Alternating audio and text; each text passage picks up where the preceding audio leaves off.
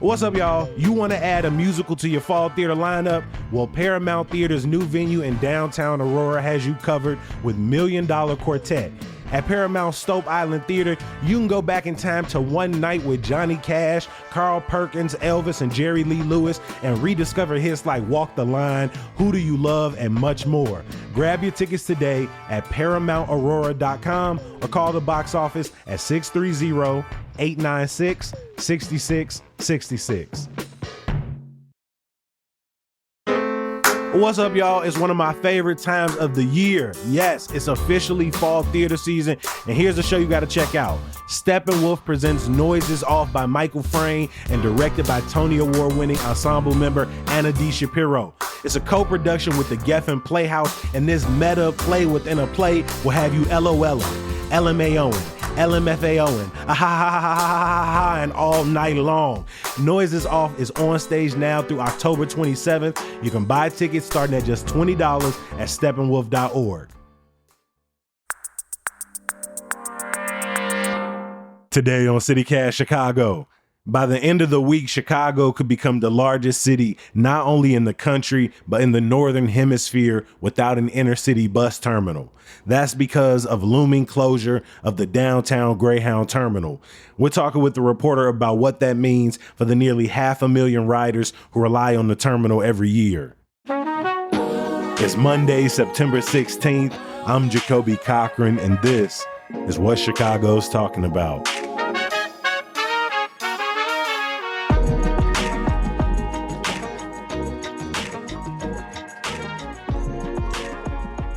Joining me on the podcast from Block Club Chicago, Quinn Myers, who has been covering what's going on with the Greyhound bus station in Chicago's Loop. Thanks for joining us again, Quinn.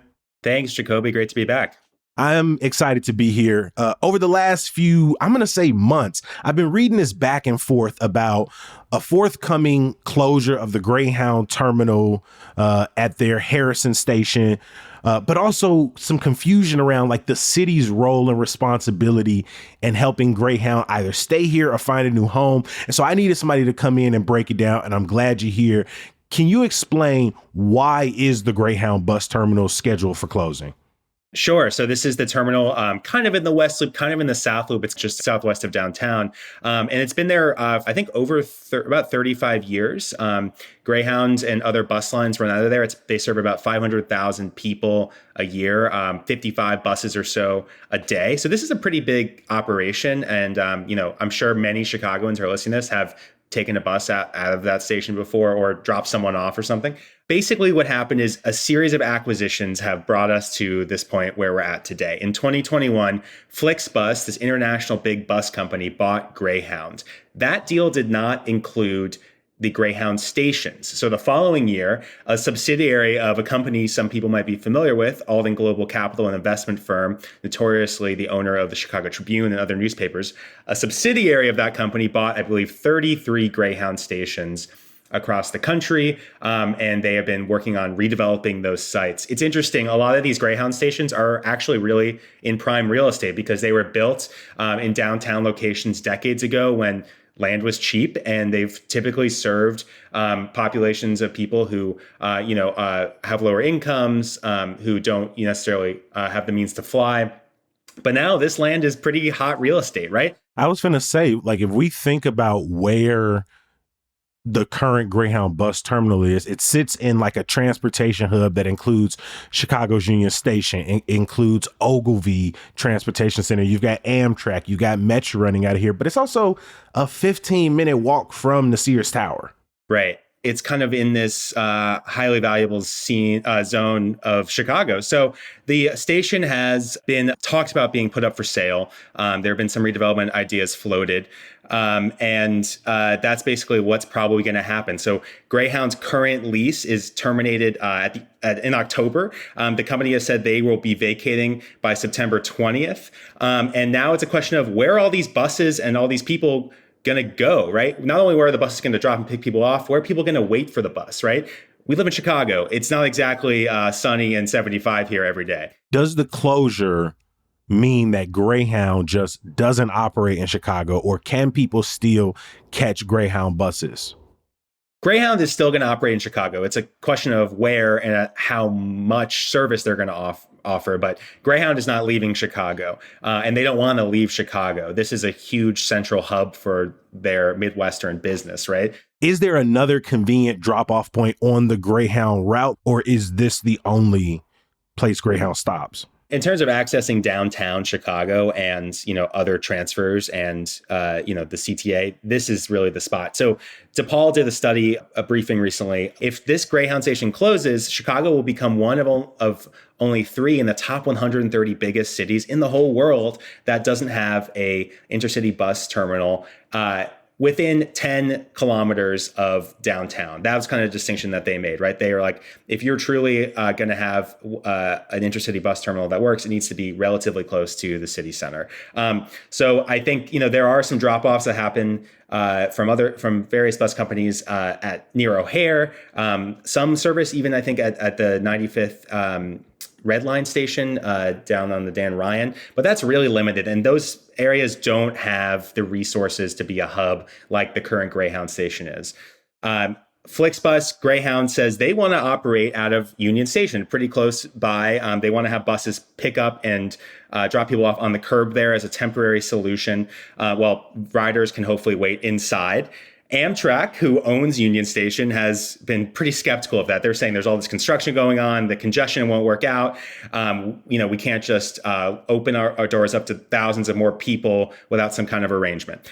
So that is kind of the ongoing status. There have been ongoing conversations with the city. The mayor's administration is in talks with Amtrak and talks with Flixbus. But as of this point at the time we're recording, there has been no struck deal. So I'm not confused here, but if Alden purchased the terminals, was updating them, and I'd argue Greyhound is the largest company working out of that terminal, why weren't they able to reach a deal, even if it was increased like rent or like an increased lease price? Why weren't they able to come to an agreement? That's a really good question. I think in a recent statement from John Roberson, who is the mayor's chief operating officer, he pointed out that Greyhound actually has an opportunity to re-sign their lease here at the Greyhound station. And he says, according to him, it's actually at the same terms. So there's been a lot of, I talked to Joe Schwieterman, who is a transportation expert at DePaul, and he kind of called this a hot potato quality. No one, whether it's the company, whether it's the city, whether it's some kind of other public, body, really wants to take ownership of this. And in the meantime, we are hurtling towards this closure date. We are probably going to see people being picked up off the curb. And in other cities, that's led to some problems, with congestion, people not having access to bathrooms, neighbors being kind of pissed, like, oh my God, hey, all of a sudden there's like hundreds of people waiting out here in front of my house. If it did happen at Union Station, it'd be in the pretty, downtown commercial area. But still, it would likely cause some concern. I was going to ask, because just based on these few questions I've gotten from you, am I off with this narrative that I'm painting? Because if Greyhound was able to re-sign at the same terms in their current location, but they've made it clear they'd like to move to Union Station. I'm no expert here, but I think Union Station might be for them, a more advantageous or a better spot to be moving. But there's also, as you said, 500,000 people who are caught up in here using this service. Is there any way in which the Greyhound company is trying to leverage, in many ways, the vulnerability of their ridership to try and move their way into a more advantageous location? I think that is a fair assessment. I don't know if I would go quite as far as to say that, but I do think that is certainly seems like what they're doing here. One of their leverage points. Right? And they're also, theoretically be cheaper for them to not have to, release out this whole station, deal with the maintenance of the whole thing. So it's been an interesting conversation, and it's one that a lot of people have been up in arms about, rightfully so. A lot of transit advocates earlier this summer sent a letter to Mayor Brandon Johnson saying, hold up, before this happens, let's actually see if we can buy this station. What if this was a publicly owned facility similar to like O'Hare Airport, where the city owns it and then leases out, gates, essentially the terminals to the companies, to, United Airlines, Greyhound. What if that existed? And so the city said they did explore that. Joe Schwieterman from DePaul said it would cost, between $30 and $50 million, not a small sum of money, but also not, when we're talking about a $16.6 $1 billion, annual city budget.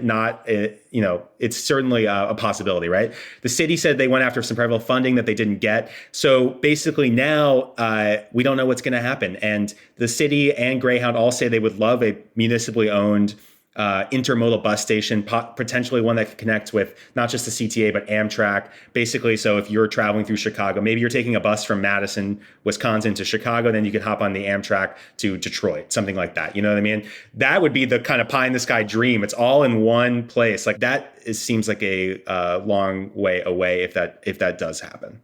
Ultimately, I know you called it hot potato in some respects, or it's been described as a hot potato decision, but ultimately, whose decision responsibility is this? Is this as simple as a business decision by a private company that will adversely impact Chicagoans and others, but is it that simple, or does the city play a larger role here, given, as you said, not only are we a major city, we're a transit hub. Everything sort of works together, not only Chicago's airports, but our public transit, our private transit as well. I think it's the latter.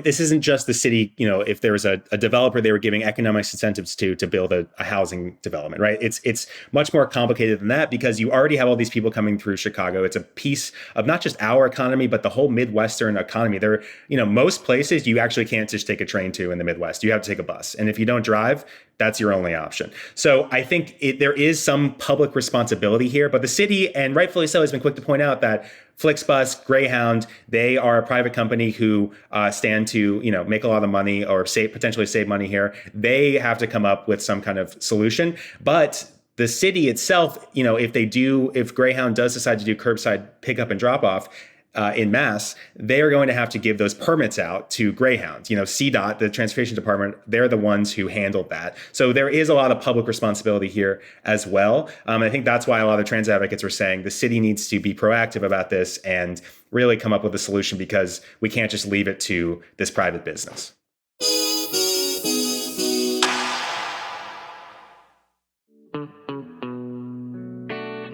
Now, one thing we know to be true about CityCast listeners is y'all love to give back. And how do we know this? Well, because we get a lot of questions in our inbox every day about how to get involved in your community. That's why you need to know about Find Your Cause from Chicago Cares. It's an event where you can connect with local organizations about volunteer opportunities. Chicago Cares is the city's leading volunteer organization, and at Find Your Cause, you can learn about the work that grassroots orgs are doing on the south, west, and northwest sides. Whether you got special skills to donate, you're interested in serving on a board, or you're just looking for some hands-on way to get involved, you could probably find it at Find Your Cause. Plus, you might be able to grab a treat from Ida's Artisan Ice Cream or get a little history lesson from Chicago's one and only Sherman Dilla Thomas. This event is happening September 20th from 6 to 8 p.m. at the Discover Shine Bright Community Center in Chatham. Visit chicagocares.org to register now.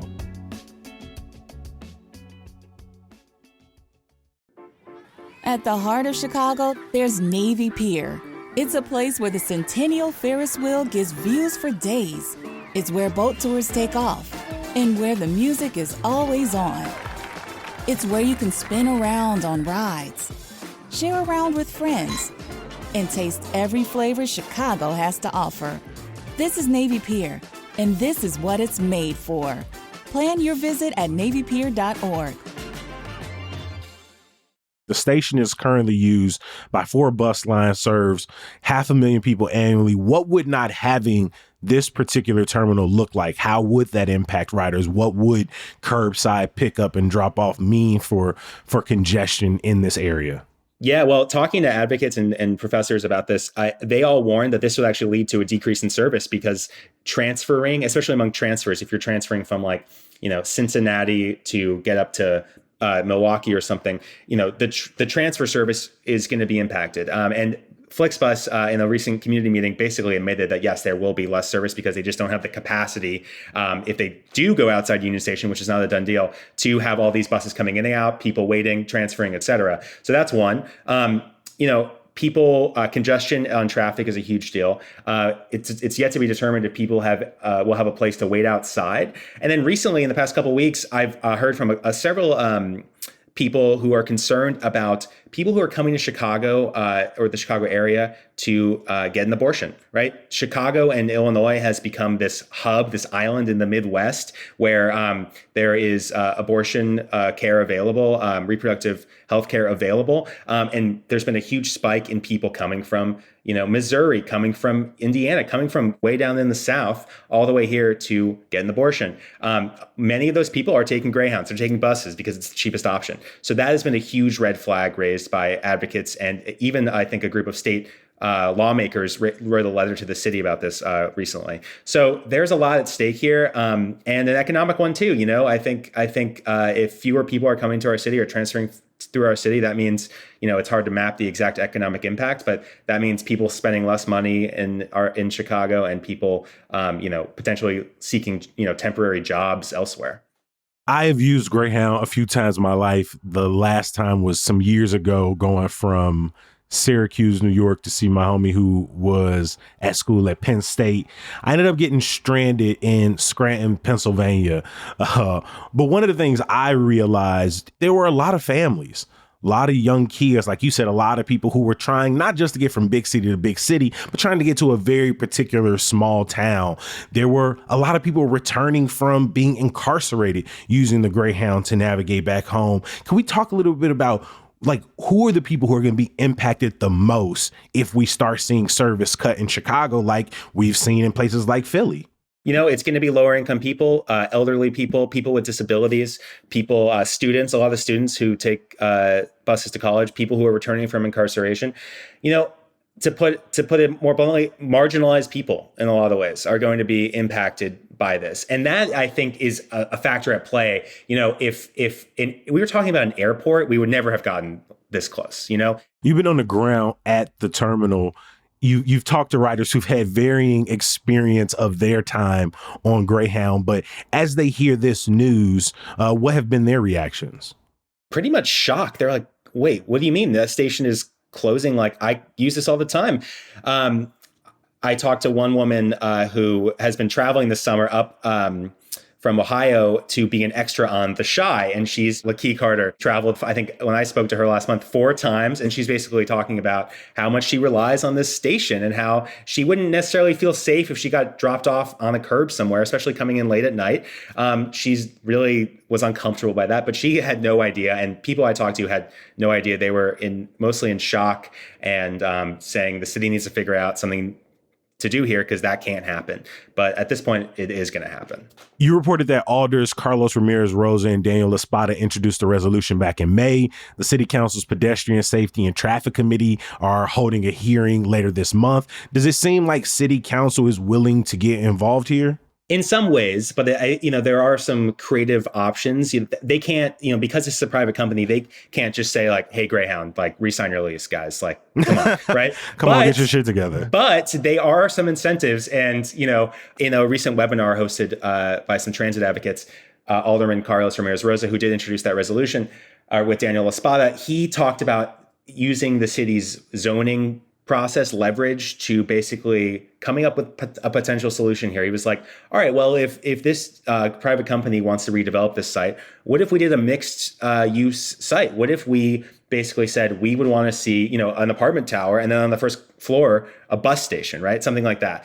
That sounds a little bit, not naive, but kind of a long shot to me at this point, a little far-fetched. I think it's a creative idea. But I do think that they have talked about kind of looking at what the city can do to encourage private companies to do things that are in the public interest. There are some small things. At this point, though, they are likely not going to stop the station from closing this month. They are hosting that hearing next week, and I will be there reporting on it. But I'm not expecting any grand, solving of this plan at the moment by the city council. Has Greyhound explained why they aren't interested in re-signing their current lease? Do they want better terms? Do they think the current terminal is outdated? They want something new? Because it can't seem that nothing is better than what they have now. They have not. And I think that is a big question that remains that, the city wants them to answer, that riders, I think, deserve, that Amtrak is wondering why the heck they haven't really kind of answered that. And Amtrak has gotten pulled into this. So I think that is a big open question, is like, what is Greyhound's play here? Is it to save money? Is there another reason? We don't know, and they have not been super forthright with the press. Is there anybody you talk to who say, no, this is a good idea, that Greyhound needs to vacate this terminal, that they need to find something new, that they need to invest in their own space or need to come to a better partnership with the city on a new? Is there anyone who's like, 35 years is long enough, get out? No. I haven't heard of anyone who's like, this is a great thing that Greyhound is doing. I think Greyhound might think that they are potentially streamlining their operation. I don't think so, though, right? So walk us through the immediate timeline. Operators are expected to vacate by September 20th, this upcoming Friday, though the actual lease doesn't expire until October. So what happens next? Good question. So it seems like bus service will be shifted somewhere else. I know that's like a really dumb answer to your question. He said the shit is moving outside. That's all we know right now. Yeah, that's all we know. And, I really hope there'll be public developments before this, but we don't really know. And whether it be on Jackson Boulevard outside Union Station or not, whether it be at a different location, it's all TBD. So if you're riding the Greyhound and they have signs or something that tell you where you're going, give me a call, shoot me an email, because I want to know like what they're telling passengers now, because this is really the push is coming to shove here. I want to give a huge thank you to our guest today, Quinn Myers, a reporter with Block Club Chicago. Quinn, it's always a pleasure to sit down with you, my friend. Thanks so much, Jacoby. Before we let you go, today we're dropping a new perk for CityCast Chicago members. Every week, members will get a special email with the best events Chicago has to offer, as curated by Hey Chicago newsletter editor Sydney Madden.